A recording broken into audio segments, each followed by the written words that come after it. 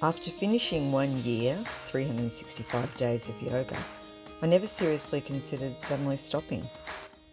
Feeling the benefits of such a sustained habit, I reasoned it would be such a waste to break the continuous chain of practice.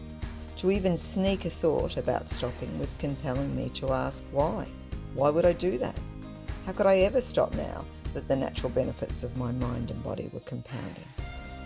I deserve a huge 20 minutes a day as a gift to myself, and I'm taking it.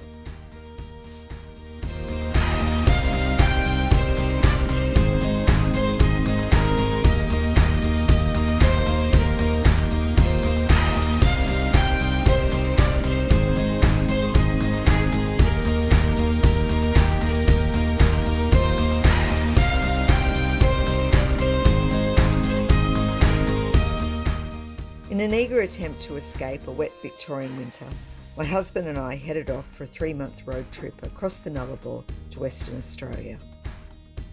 I prefer practicing yoga early in the day, preferably first thing in the morning or just after my run. Then I break the fast with breakfast and I feel energised for the day. This still worked when we were settled at one place for a few days, but when we wanted to pack up camp and resume the journey, yoga became a bit more time sensitive. The new expedition yoga time nestled into late afternoon, after a national park hike or in the evening after a wash. After heading west, we turned northwards to the tropics in search of the elusive warmth. But it was a cool Australian winter, with barely a few hot days for snorkelling on Ningaloo Reef.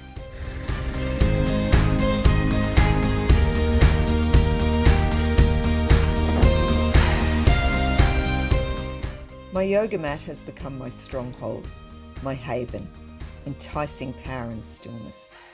A happy place. I focus on the breath, of deepening the postures. I am becoming more flexible. Sometimes I'm there for 20 minutes, sometimes double or triple that. My body chooses what it wants. As a middle distance runner, I train to always leave something in reserve, for the sprint to the end, or at least a strong finish. My goal with yoga is different. The objective on the mat is to think of nothing else, to be able to control my thoughts during the day, to calm my monkey mind and keep myself equalised and in check. Developing the flexibility and strength of the journey, well-being is my destination that has become a daily gift.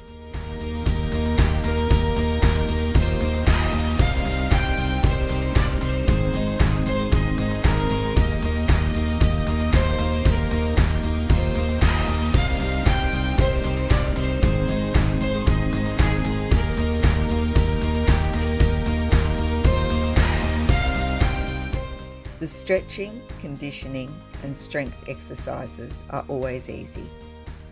The hardest part is turning up for myself.